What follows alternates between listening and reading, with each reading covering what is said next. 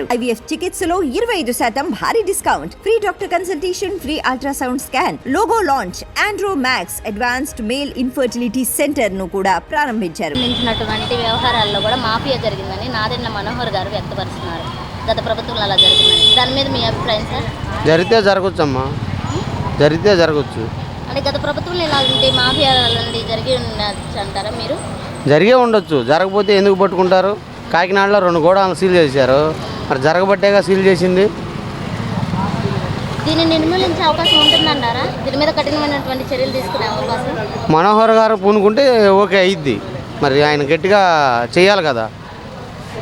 ఇప్పుడు చంద్రబాబు విషయంలో కూడా మాఫియా జరిగిందని నాదెండ్ల మనోహర్ గారు వ్యాఖ్యానించారు. దాని మీద మీ అభిప్రాయం సార్? ఓకే మేడం, రేషన్ విషయంలో మోసం జరిగిందని కాదు, రేషన్ పల్లె విషయంలో జరిగిందని చెప్పేసి అదే వాహనదారులు పాత్ర వహించారని అంటున్నారు. అంటారా? దాని గురించి నాకు అంతగా ఐడియా లేదు మేడం. ఎందుకంటే కనుక రేషన్ వాహనాలు బళ్ళు వస్తున్నాయి కదా, అవి అయితే అనవసరం రేషన్ వాహనాలు బళ్ళు. ఎందుకంటే కనుక వాళ్ళకి నచ్చిన వాళ్ళు వస్తున్నారు, ఆ టైంలో ఇంట్లో మనుషులు ఉండొచ్చు ఉండకపోవచ్చు. అది కూడా మన గుమ్మం దగ్గరకు వచ్చి మన గుమ్మంలో ఇచ్చేసి వెళ్ళట్లేదు కదా, ఒక వీధిలో ఒక సెంటర్లో పెడుతున్నారు, మనం అక్కడికి వెళ్ళి తీసుకుంటున్నాం ల్యాండ్ నుంచి. అదే మామూలు గారు ఇంతకు ముందు అయితే కనుక షాపుల్లో ఉండేవి, షాపులో 15 రోజులు టైం ఇచ్చేవారు, మాకు ఎప్పుడు వీలైతే అప్పుడు వెళ్ళి తీసుకునే వాళ్ళం. మార్నింగ్ అయితే మార్నింగ్, ఈవినింగ్ అయితే ఈవినింగ్. ఇప్పుడు కనుక వాళ్ళు ఎప్పుడు వస్తారో ఎదురు చూస్తూ ఉండాల్సి వస్తుంది. ఒకసారిలాగా బండి మిస్ అయిపోయింది, మళ్ళీ వాడు రాడు అంటే కనుక ఎక్కడున్నాడో ఎత్తుకుంటే మళ్ళీ దగ్గరికి వెళ్ళాల్సి వచ్చింది. కొన్నిసార్లు అటువంటి సందర్భాలు చాలా జరిగింది. అది మేడం, మాఫియా జరిగిందని నిరూపిస్తున్నా ఇట్లాగా సీల్ కూడా చేశారు ఓకే అన్నారు కదా సార్, దాని మీద మీ అభిప్రాయం? అంటే రేషన్ పల్లె మీద మాఫియా జరిగిందని చెప్పేసా? లేదు మేడం, అయితే కనుక రేషన్ పల్లె మీద మాఫియా జరగడానికి ఏముంది మేడం? ఇప్పుడు రేషన్ పల్లె ఇచ్చారు, రేషన్ పల్లె తోలుకొని అని చెప్పి ఇచ్చారు, కొంత ప్రభుత్వం సబ్సిడీ ఇచ్చింది, కొంత మీరు కట్టుకొని అని చెప్పారు. దానిలో జరగడానికి ఇంకేం లేదు కదా. రేషన్ విషయంలో మాఫియా జరిగిందన్న అవును, వాస్తవం జరిగిందమ్మా. నాదెండ్ల మనోహర్ గారు వచ్చి బయట పెట్టారు. అక్కడ అంత స్టాకు బియ్యం పెట్టడం కారణం ఏంటండి? మన వేల కోట్ల రూపాయలు సంబంధించిన స్టాకు బియ్యం అక్కడ పెట్టడం దేనికి? ఎవరు పెట్టారు? అక్కడ వైఎస్ఆర్ పార్టీ వాళ్ళు పెట్టారు. పూర్తిగా వాళ్ళు పోలవరం నాశనం చేశారు. ఆంధ్రప్రదేశ్ రోడ్లు నిర్మించలేదు, ఎవరి కొద్దిగా వాడు దోసినంత దోసుకున్నారు. గత ప్రభుత్వంలో రేషన్ మాఫియా అనేది జరిగిందని నాదెండ్ల మనోహర్ గారు వ్యక్తపరిచారు. దాని మీద మీ అభిప్రాయం సార్? రేషన్ కార్డులా అంటే రేషన్ విషయం అంటే మనకి ఏవైతే ఇస్తారో బియ్యం కానీ రేషన్ వస్తువులు వాటిల్లో కొన్ని దోపిడీలు అట్లా జరిగినాయి అంటున్నారు. దాని మీద మీ అభిప్రాయం? అది జరిగిందనేది మటు ఖచ్చితంగా వాస్తవంగా చెప్పాలంటే అదంతా అబద్ధమేనండి. అనేది అబద్ధం అది దోపిడీ జరిగింది అనేది ఖచ్చితంగా దాన్ని మటుకు వ్యతిరేకించదగ్గ విషయం.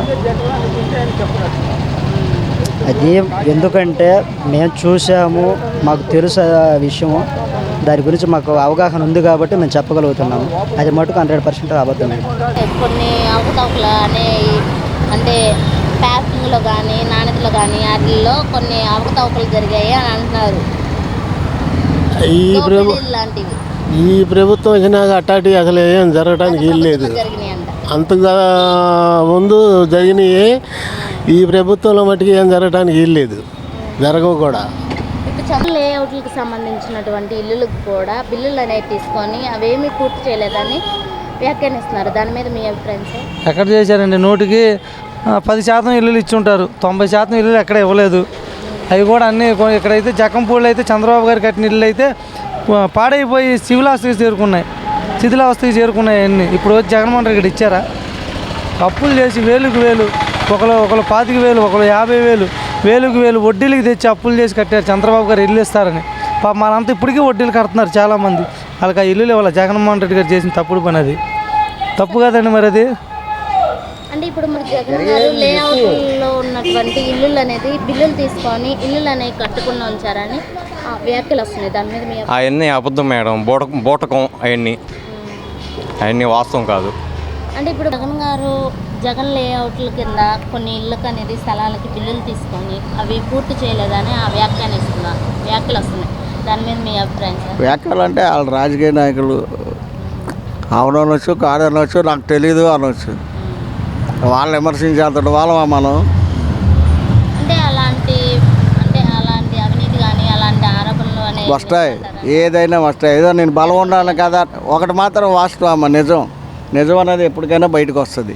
నేనేదో బలం ఉన్నాను కదా, నా కుర్రను కొట్టేస్తామంటే నన్ను మించినోడు వచ్చి నన్ను కొడతాను, అవునా కదా? నిజం అనేది అలాగే బయటకు వస్తుంది.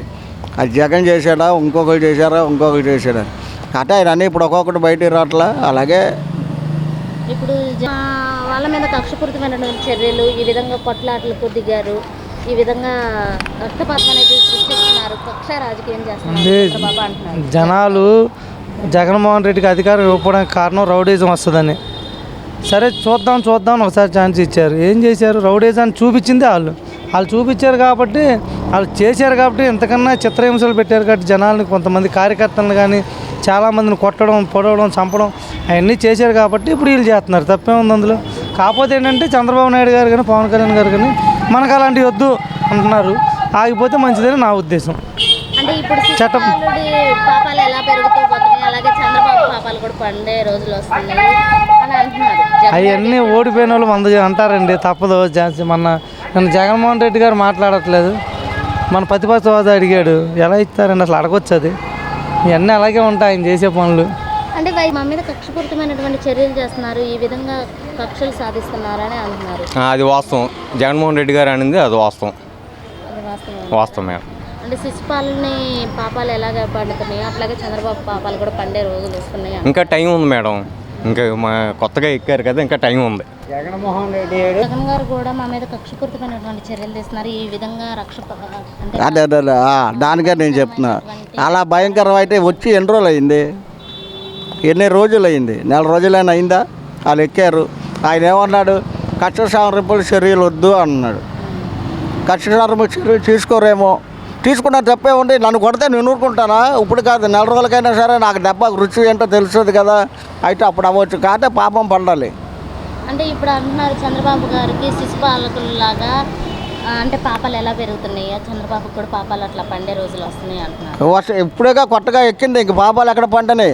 పాపాలన్నీ అయిపోయి ఆ పాపాలు ఎక్కువైపోయాయి. అంటే వేరే కాదు, జగన్ గారు అని అంటున్నా, నేను జగను అని అనట్లా.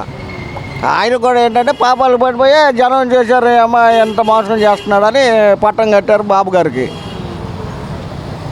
ఈయన అలాగే చేశాడంటే మళ్ళీ రేపు జగన్కే కడతారు. అంతే, అటు పెట్టినోడికి అట్టున్నారా. పవన్ కళ్యాణ్ గారు కూడా పిఠాపురంలో స్థలం అనేది కొన్నారు కదా సార్, దాని మీద మీ అభిప్రాయం? కొంటే ఆయన ఒపీనియన్, ఆయన ఇది అంటే అక్కడ స్థిర నివాసిగా అక్కడ ఉంటే ఉండొచ్చు, లేకపోతే ఏదన్నా అంటే పార్టీకి సంబంధించి భవనం ఆయన ఇష్టం కదమ్మా. పార్టీకి సంబంధించి ఆఫీస్ పెట్టుకోవచ్చు, లేదా కింద ఆఫీస్ పెట్టి పైన ఇంట్లో ఉండొచ్చు. అది ఆయన ఒపీనియన్, మనకేం తెలుస్తుంది? ఆయన మనసులో ఏమున్నాయో మనకు తెలుస్తాయా? కొనకూడదా? నా తెలియక అడుగుతా. ఇవాళ ఏదో కళ్యాణ్ గారు కూడా పిఠాపురంలో స్థలం అనేది కొన్నారు కదా సార్, దాని మీద మీ అభిప్రాయం? అది వాస్తవం మేడం. పవన్ కళ్యాణ్ గారు పిఠాపురంలో ఉండటం అనేది జరగదు. వీళ్ళు ఉండేది తెలంగాణలో మటుకు ఉంటారు. ఇద్దరు ముఖ్యమంత్రి గారు అక్కడే ఉంటారు, పిఠాపురం ఎమ్మెల్యే గారు కూడా అక్కడే ఉంటారు. అవకాశం ఉంది.